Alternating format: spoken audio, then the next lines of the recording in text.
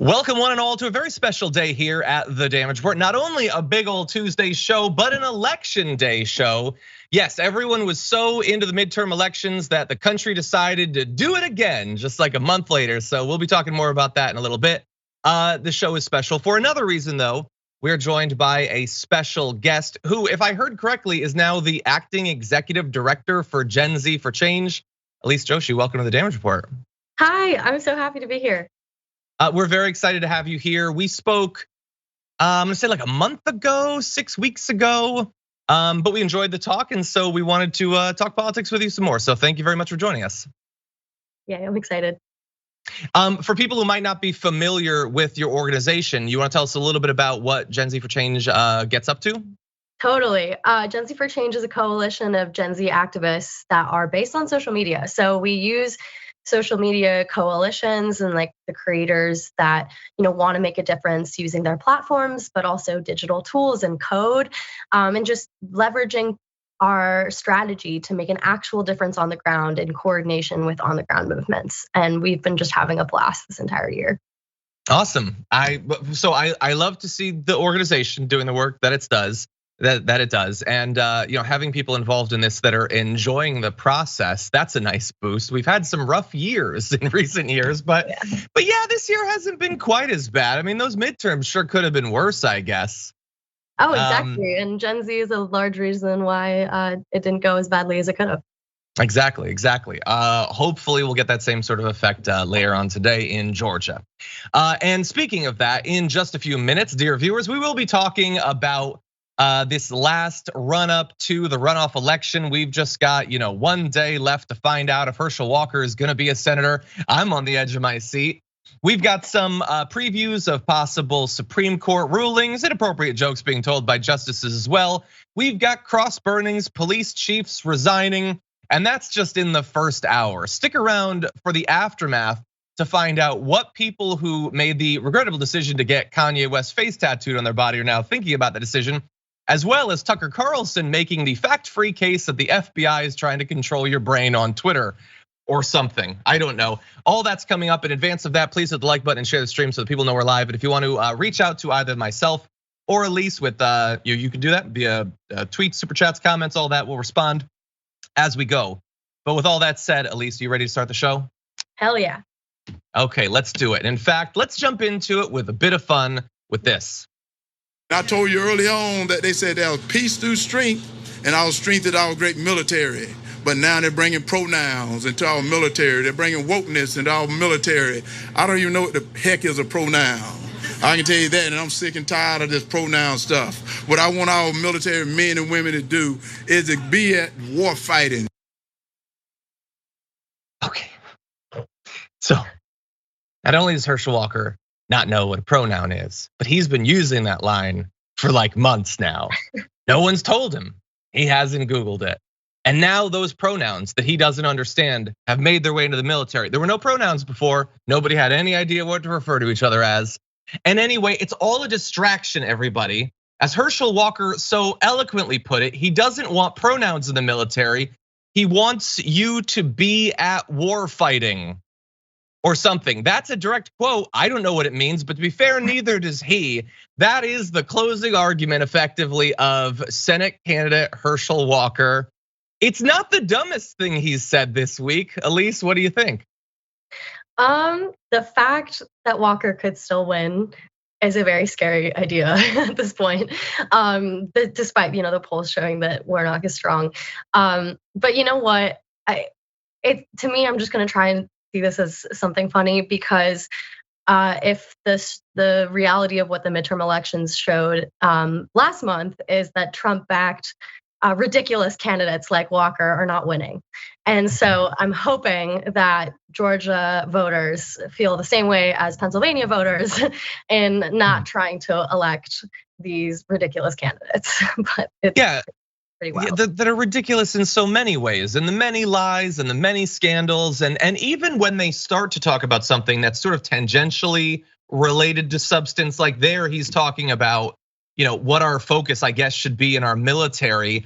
I don't even know what he wants. I don't know what he is talking about when he talks about pronouns in the military. I don't know if he wants to set up some sort of don't ask, don't tell your pronouns thing. I honestly don't know.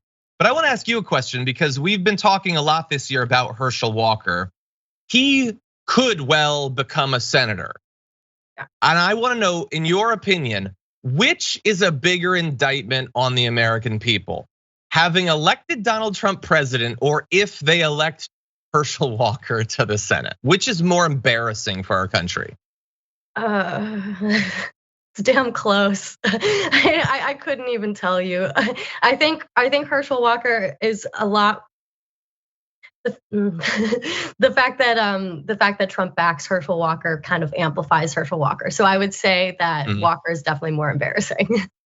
Okay, interesting. Yeah, and certainly they are tied together. They're very similar candidates in a lot of different ways.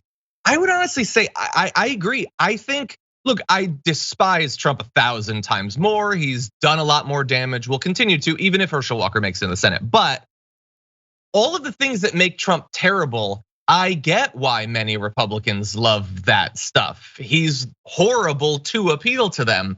Walker is. He's not qualified in the same way that Trump wasn't qualified, but he's worse at doing it. He should be being punished by the voters more. Donald Trump at least was compelling. Herschel Walker is just a hot mess. That's all he is. And Trump obviously had any number of different scandals. I mean, there's no way I could remember the names of all of the women who've credibly accused him of sexual harassment and sexual assault.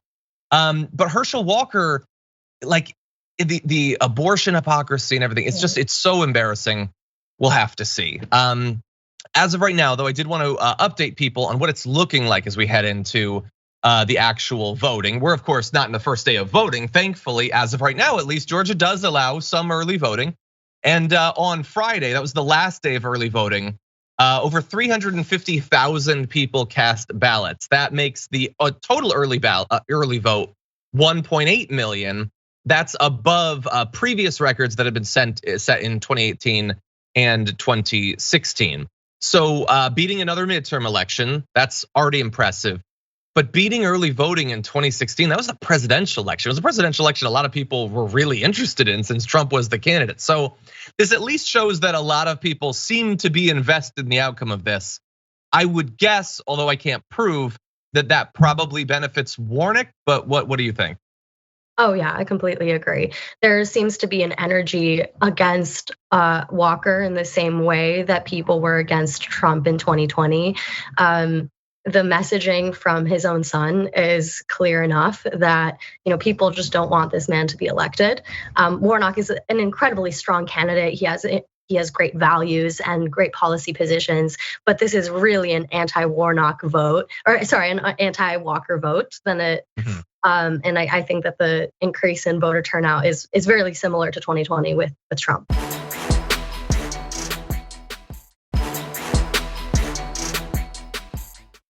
Okay, well, we're gonna see.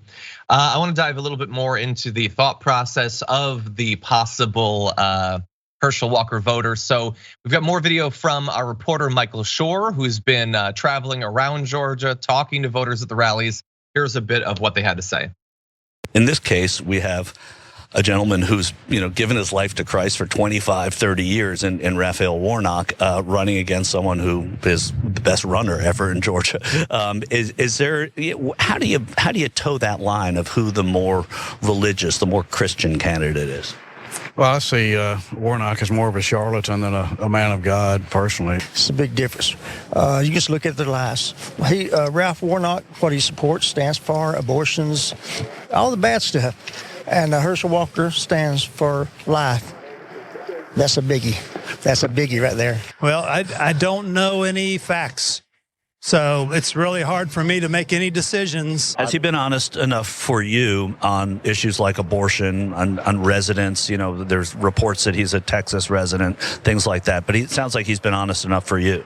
Oh yeah, absolutely. Today there was another report of a woman who said that she was forced to have an abortion, and this is an issue that he's been talking about quite a bit. How does that sit with you as a Republican Georgia voter? As a Republican, it's called forgiveness, and we give everyone second and third chances. Well, to be clear, not everyone. You give Republican Senate candidates second and third chances. You guys seem pretty clear on Raphael Warnock. I mean, not clear about what exactly he did that makes him a charlatan or a fake man of God. You just believe that without evidence. But even if you had the evidence, doesn't he merit forgiveness in the same way? Do you approach regular people, regular workers, those who transgress, who are not powerful, famous, rich Republicans? Do you give them second and third chances? Look, whenever we play videos like this, my goal is never, and I really try not to down on or mock the regular voters. They're just regular people. They're living their life. It's difficult. You can't put all of your time into politics or thinking about it. For me, they represent what the voters are like. And I like that there's some who will just say, I don't know any facts, so it's hard for me to decide. That's honest. It's actually reflective of a lot of people's experience, whether they understand it or not. But when you have these people saying like, that Raphael Warnock is bad because he supports abortion and all the bad things, which is a stand-in for you not having anything else that you can cite there. But on the other hand, Herschel Walker supports life. When there are multiple abortion scandals around him, I kind of think you need to at least retreat from that argument. I'm not saying you need to vote for Raphael Warnock at that point, but clearly Herschel Walker does not stand for life.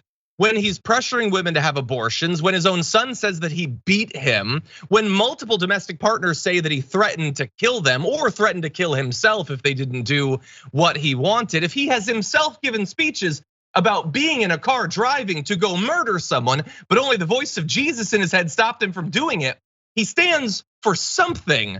I don't think it's life. Elise, what do you think? Yeah, I think that it's easy to understand why a lot of people in Georgia are easy to just, like cast aside the hypocrisy, because the GOP have been doing this for decades. And when it came to Trump, a week before the election, we had the scandal with, grab them by the, and you had Republican voters trying to justify that because, he was a populist and they wanted to reason things with themselves. And, having years of convincing yourself of this for GOP candidate after GOP candidate, it's really easy to just do it the next time another one comes around. And it's really sad that it keeps happening. And it's really sad that these candidates keep being platformed, and Tucker Carlson has no problem platforming these people and revering them as wonderful candidates. It's no surprise to me, honestly. Yeah, platforming them, providing no critical coverage whatsoever. I mean, they don't need to mentally work through supporting a guy who has all these scandals because they never have to think about the scandals. If you've just been watching Fox News, you probably haven't even seen that much of Herschel Walker, because honestly, they kind of want to keep it at arm's reach. But even when he's there, he's not even talking. He's being flanked by Lindsey Graham and Ted Cruz, who are doing the talking for him. And they will never even mention these scandals because they're not even pretending anymore to be an actual source for news. So I find what those voters that talked to Michael Shore said frustrating on an individual level, because I want us to all be better individually as well as collectively. I want us to be worthy of democracy and to be active participants in it. But I can't be that surprised or that angry at them individually, because how the hell are they supposed to get any of the information considering how much has been siloed away on social media and on cable news?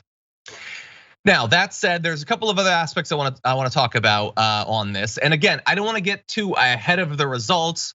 Herschel Walker could win. Herschel Walker could leave today being set to become a senator. But there's already a little bit of pre-post-mortem happening on conservative media, particularly around one topic. Let's jump into this next video. I'm interested to see whether the extent to which Republicans have learned lessons of the past and decided to really push early voting. They should. They have to. So suddenly, early voting, mail-in voting, not necessarily the boogeyman that it was. They tried demonizing it for a couple election cycles on the right end. How did that work in 2020? And how did that work in the midterms? Not so good. It's kind of nice to be able to vote, to not have to rush out on an individual day where you might be busy, you might be working, there might be bad weather. It's kind of a good thing to give people a little bit of flexibility there.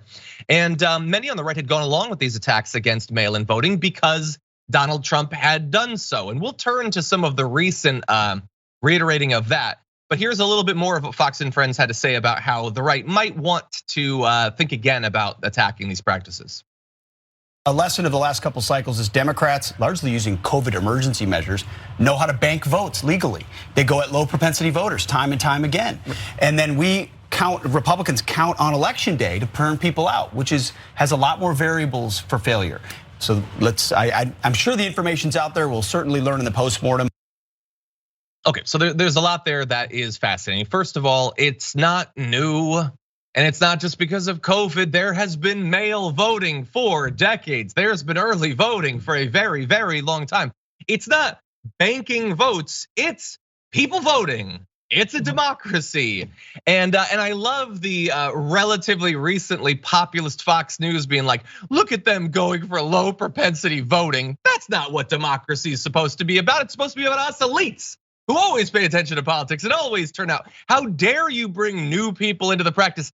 I thought that's what you guys thought Trump was doing, was being a voice for the voiceless conservative majority or whatever. Suddenly, it's a big issue. But I do agree with him.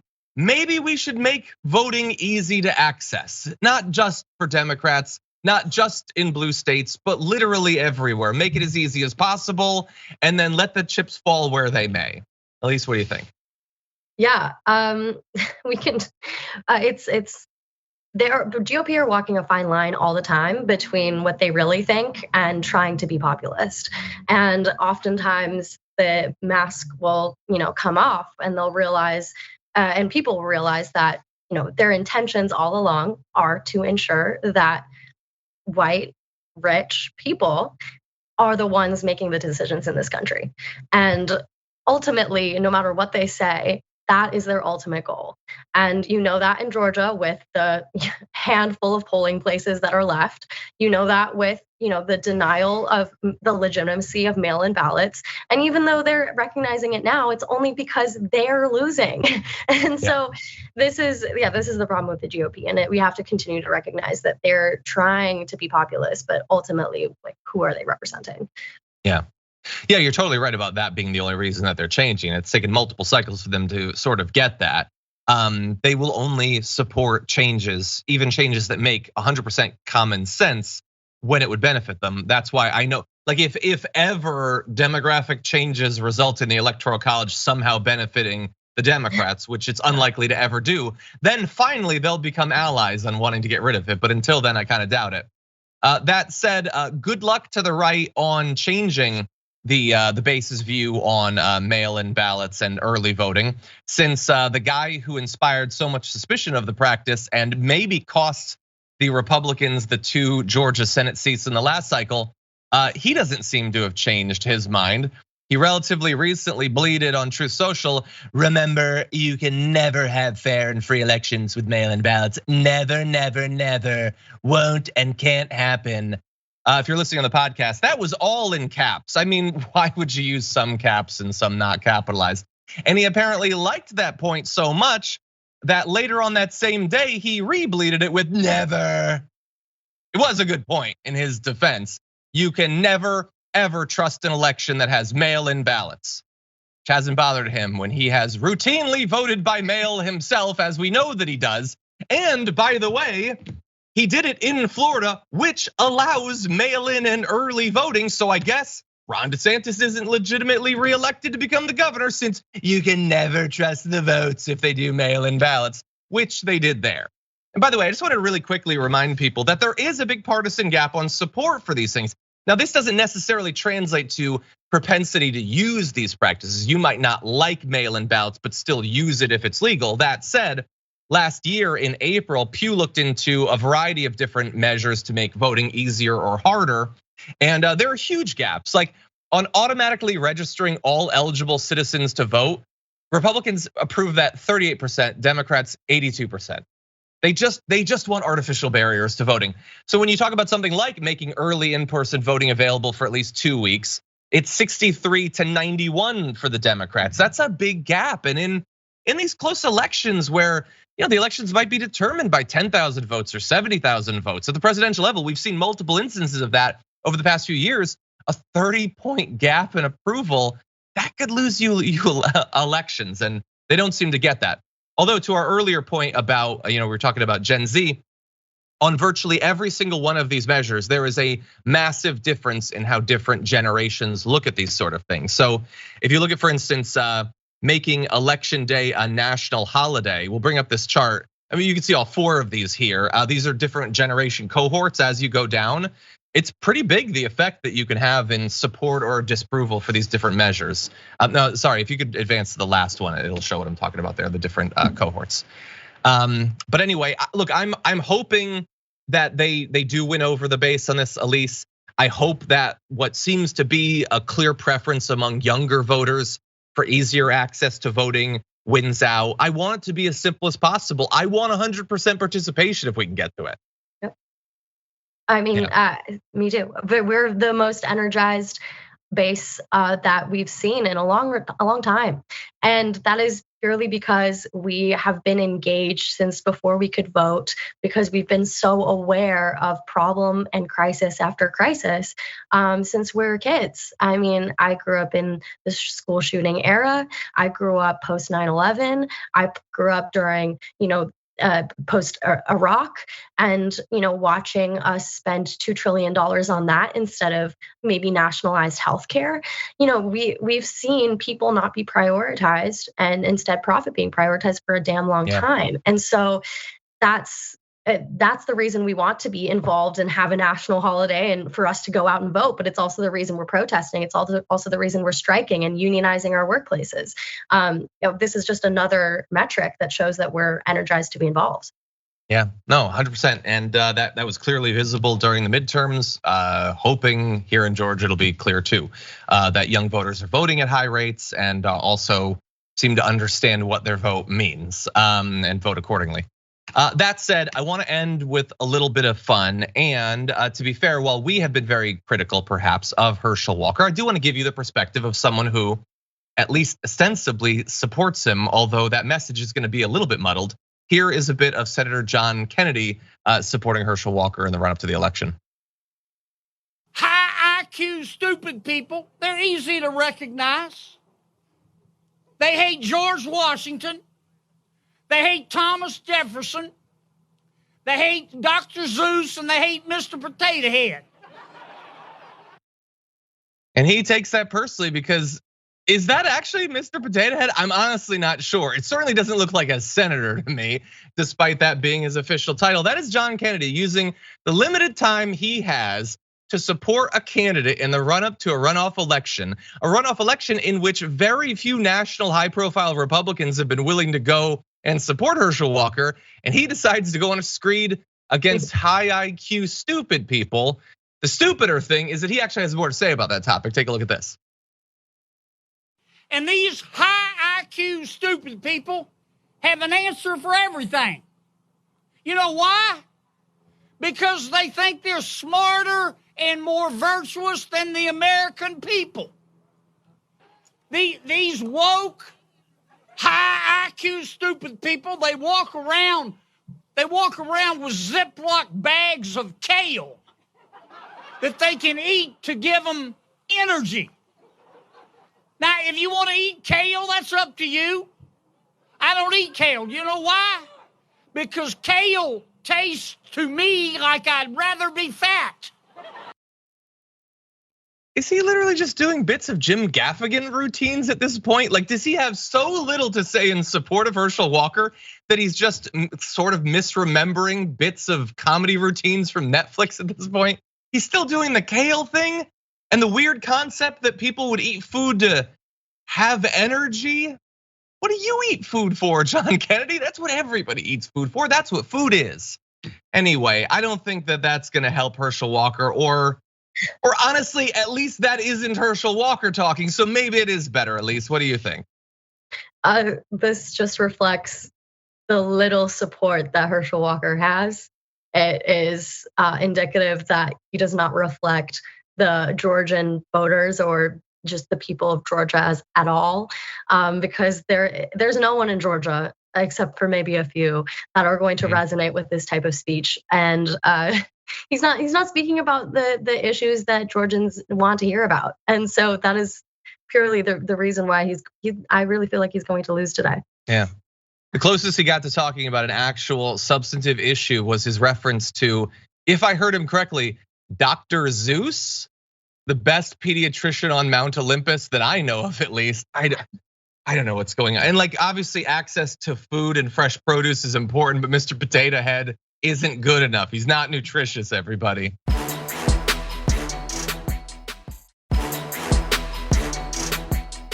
Okay, and really fast, respond. Martin says, John, you're falling prey to the plan. Look how we didn't get crushed, now we will continue to do nothing for the people.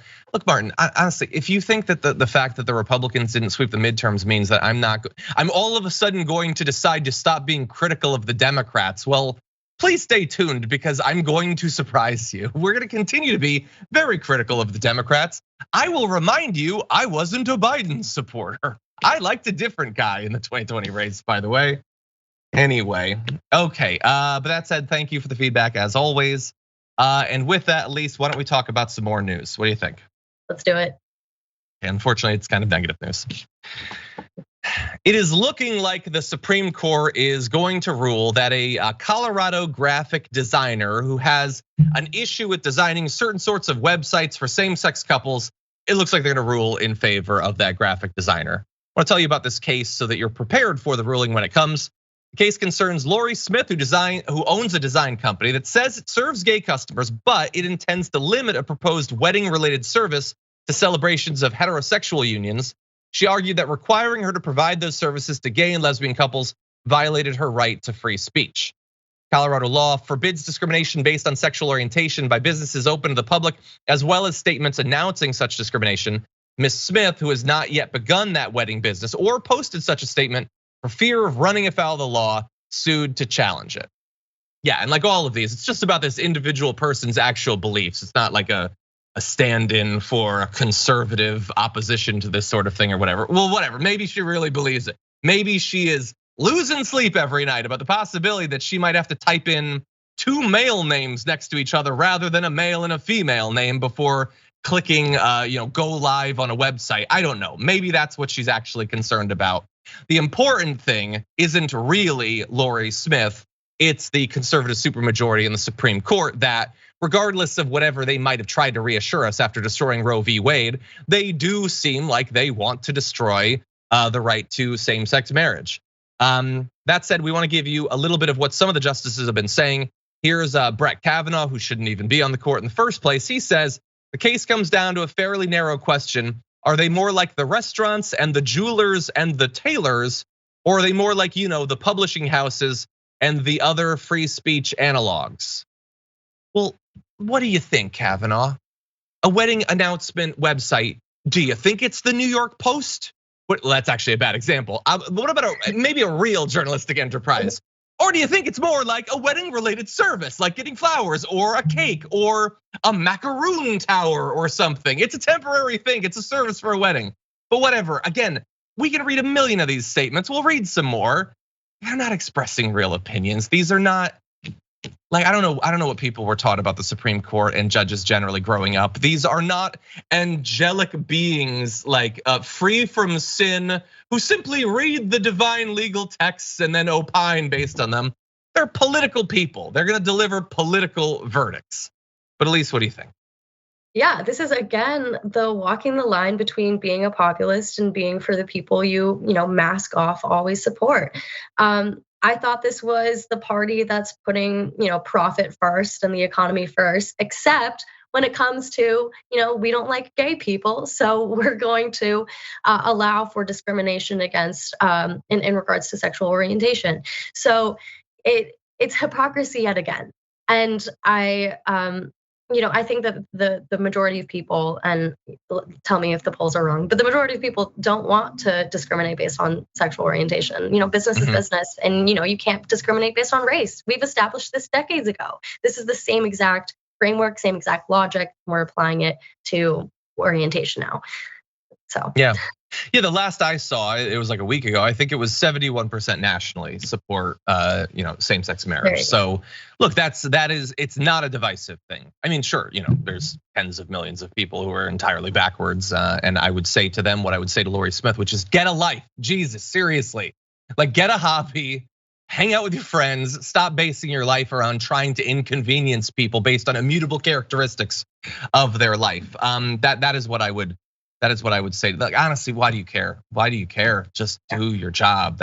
It's so simple to just do your job and to not, make this about trying to discriminate. And I'm also gonna say this, and this is where I just totally get into my own, personal opinions or whatever. And bear in mind, I'm an atheist. Although I went to church growing up and everything. They're saying it's her religious belief. No, it's not.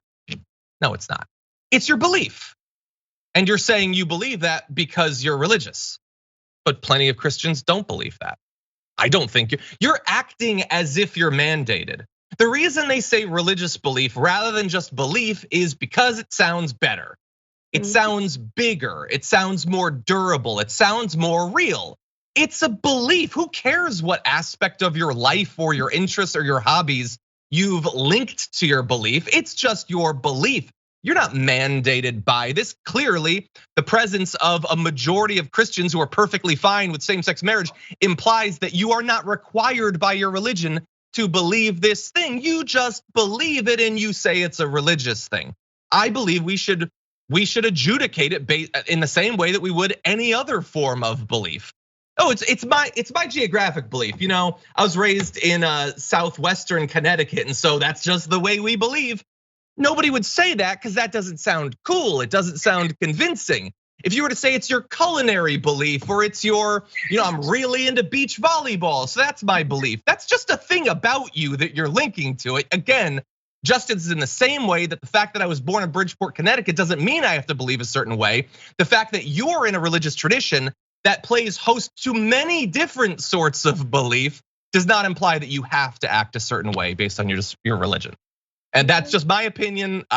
Elise being on the show shouldn't reflect anything on her religious beliefs or opinions. That's just what I think. No, I'm also an atheist, but at the same time, so you can't just say that your belief is based on religion and then say whatever you want because of that. Like, a belief can be a bad belief and have it based on anything, and it's a bad opinion and it's a bad belief to want to discriminate against a group of people. And it really doesn't matter what your reasoning is. So I'm fully with you, John. Yeah, I just don't think, like, maybe I'm just sometimes, remember, I'm just a regular person or whatever. Like, I'm not even trying to confuse you into thinking that I'm something better by wearing a tie. Just a regular person. Maybe I'm being an a-hole, maybe I'm being contrarian, I don't know. We don't let people do things that are otherwise illegal because they're like, if you were to be like, it's my religious belief that I have to kill you, I'd be like, I don't give a damn that it's your religious belief. So what's the difference? Like, you should, if something is your religious belief and it's not infringing on anyone else, I believe that it should be protected. But I also believe that about every other form of belief. If you're not infringing on other people, it should be protected. Again, all of this is about civility. It's about having a society. And that means that both you should be free to do the things that don't hurt other people, and also that you should be stopped from doing the things that hurt other people, religious or otherwise. I'm just sick of this stuff being thrown on top of it that doesn't have anything to do with it. Anyway, so we'll see what ends up happening to the Supreme Court and say this same-sex ruling. And obviously, a lot of states have legalized it. There's the recent bill that's kind of weak sauce. It's moving through the Senate and everything. But anyway, and got some Republican support, so that's good. But anyway, we'll see.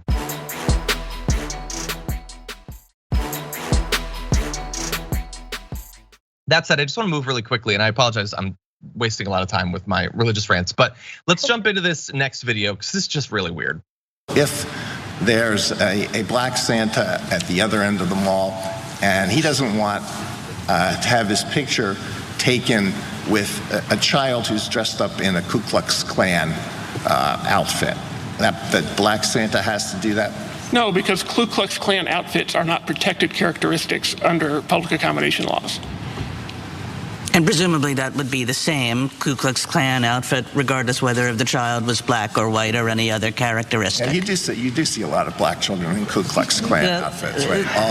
All the time. Suppose that,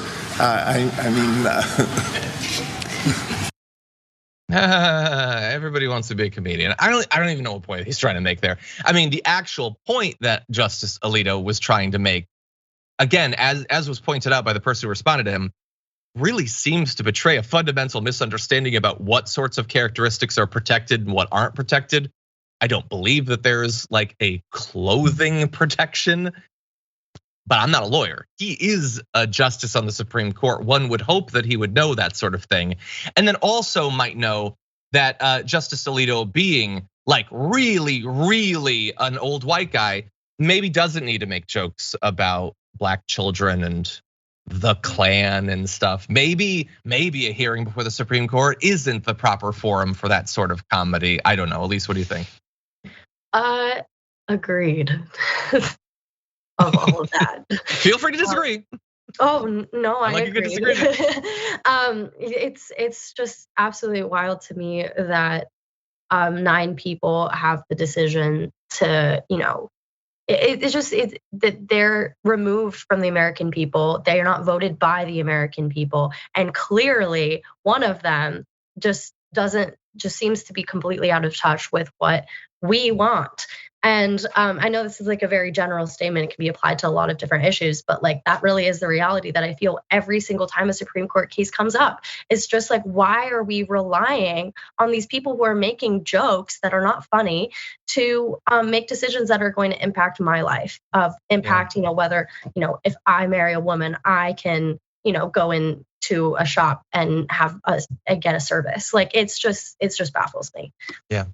Yeah, and it's impossible for us to divorce this fun philosophical conversation that they're having about rights and everything from the constant 24/7 onslaught by the right on the LGBTQ community. Like, I guess, some I think had been lulled into a belief that we had sort of adjudicated this already. But now just the ability to live as a member of one of these communities is being challenged in a variety of different forums. So not a fun thing to hear jokes about constantly necessarily. Okay, with that said, let's move quickly into this C block. Again, we're gonna get to more positive news, everybody. So I apologize that some of this is a little bit dark. Let's jump into this. A Mississippi man has pleaded guilty to burning a cross, and for, I guess, the worst reason, can't think of a good one, but specifically to intimidate his neighbors who are Black. He made the decision to put up a cross, to then burn it, so that he could terrify Black people who happen to live near him. This was not in the 30s. This happened just a couple of years ago, and you're seeing him there. And immediately when I saw that, I thought, yes, that checks out. Yes, that is the person who did that thing. 24-year-old Axel Cox admitted that he burned the cross because of the victim's race and because they were occupying a home next to his. If you need to know this, cross burning is considered a hate symbol that was popularized by the Ku Klux Klan, which, Justice Samuel Alito aside, is not a cause for joking. Cox was charged with violating the Fair Housing Act for trying to intimidate his neighbors in December 2020. He assembled a wooden cross in his yard and covered it with motor oil before lighting it on fire.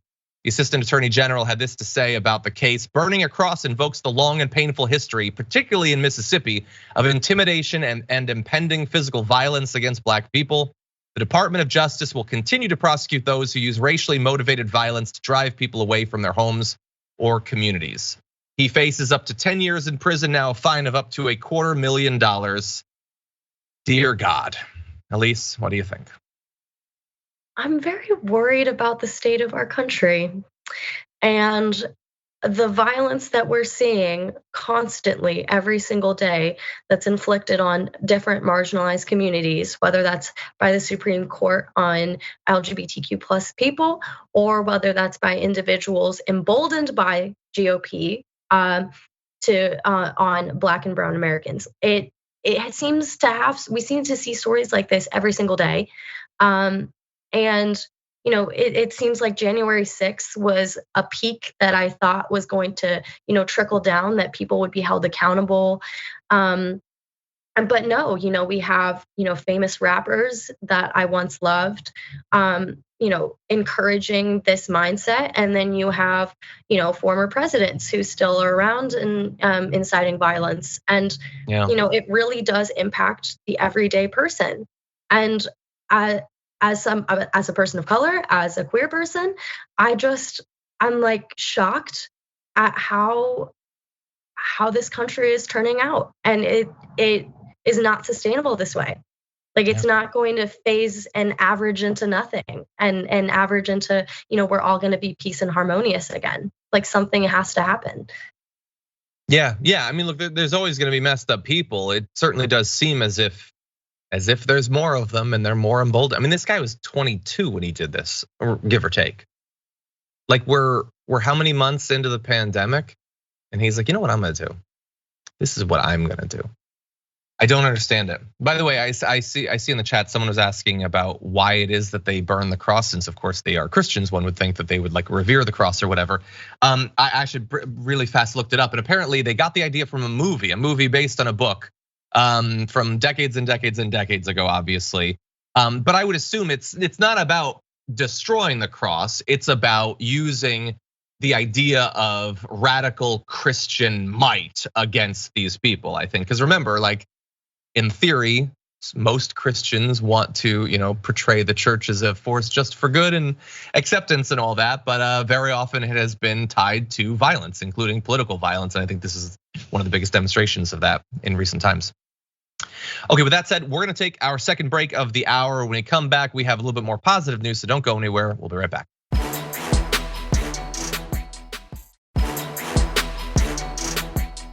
Okay, well, I gotta read this response super fast from Electric Arlen, who says, John, if you're still thinking about shaving to see what you look like, maybe try using the filter that shows what your face looks like without a beard before you commit to shaving. That's probably a good idea. I should probably look into that.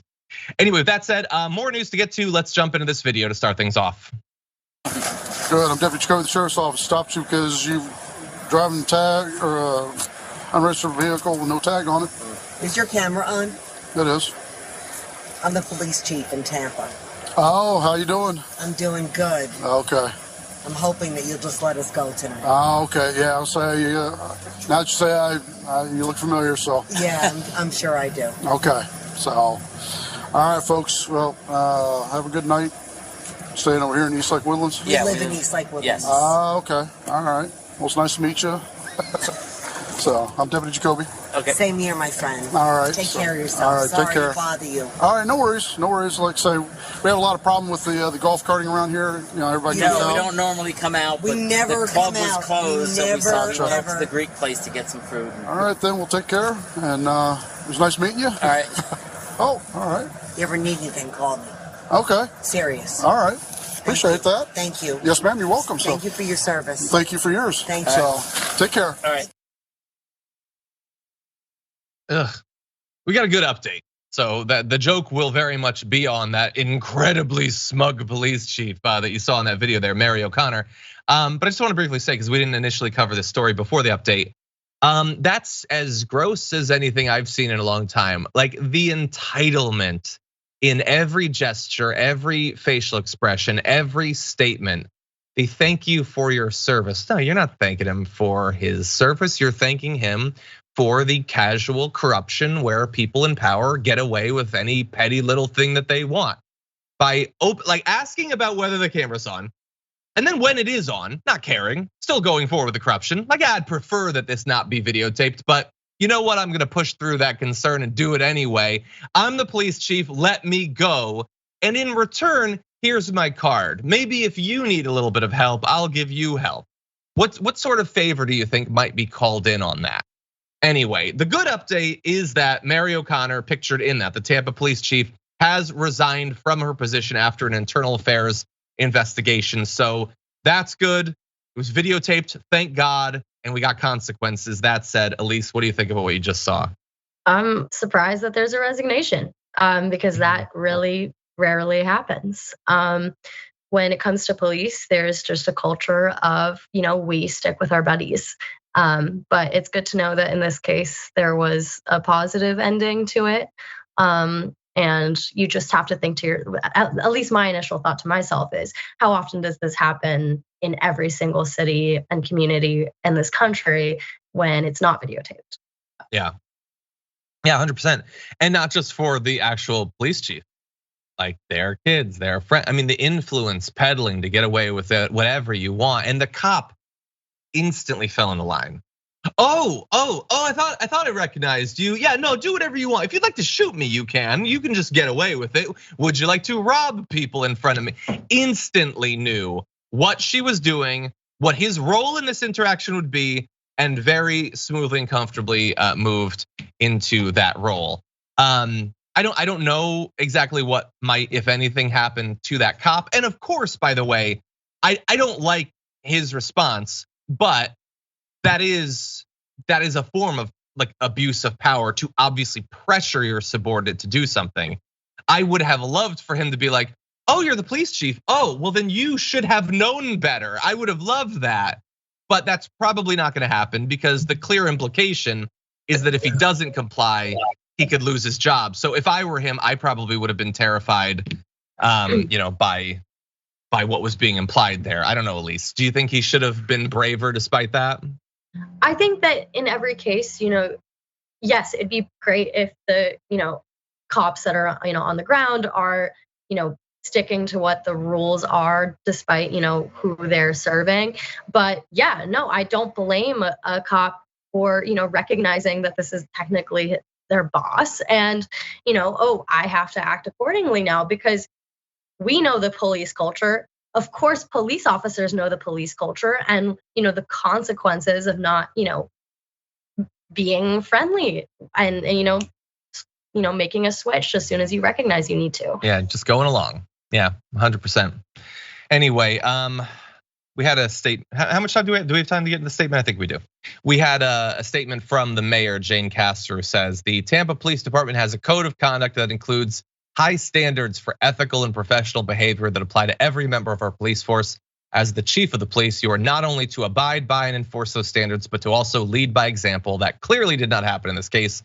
It is unacceptable for any public employee, and especially the city's top law enforcement leader, to ask for special treatment because of their position. Public trust in Tampa's police department is paramount to our success as a city and community. Yeah, well, and more importantly, to do that sort of thing on tape. Because let's be clear, if there wasn't tape, there wouldn't be any consequences. First of all, we probably never would have heard about it, and you have to see it sometimes. I have read arguments against body cameras in some cases. There are some ways that it can potentially complicate certain types of investigations and all that. That said, and by the way, having videotape of clear illegal acts being committed is no guarantee of justice. That is very clear. But in many cases, we have only gotten justice because we were thankful enough to have it on tape. And I think this is 100% one of those cases. Any final thoughts, Elise, before we wrap things up? Yeah, I absolutely agree. Any reform when it comes to police is something. But we just have to remember where the origins of policing came from. In the North, it's to dispel strikes. In the South, it was to catch enslaved people who were running away. And so that has trickled down 400 years later to today, and you can see that by how people police now. And so actual funding changes and institutional changes and priority changes is how we're going to actually see a reduction in police brutality. But yes, body camera is great for catching the crime when it happens. 100%. Okay, everybody, we're nearing the end of our first hour. I did want to recognize the amazing work being done as we speak on Twitch, where they're in a level 11 hype train. Thank you, everyone, for contributing to that. We're going to be recognizing some of your contributions more specifically in just a little bit. Again, as we close out this hour, I do want to remind people outside of the context of just our social breaks that we'll be doing live coverage of the Georgia Senate runoffs later on. This is an incredibly important election. I know that it might be easy to see it as not that consequential. After all, the Democrats do have control of the Senate, but institutionally it's important because 51 senators and 50 is not the same thing for control of committees and all that. It also allows them to potentially cancel out either Kyrsten Sinema or Joe Manchin potentially on some votes. But beyond that, symbolically, I think that this race is gonna say a lot about what the American people will stand for in a candidate when it comes to Herschel Walker. So I'm gonna be watching with a lot of interest and hopefully you'll join us. That said, thank you everyone on the linear platforms of the podcast for listening and or watching. For those of you on other platforms, we've got a lot more to talk about in the aftermath, so don't go anywhere. We'll be right back.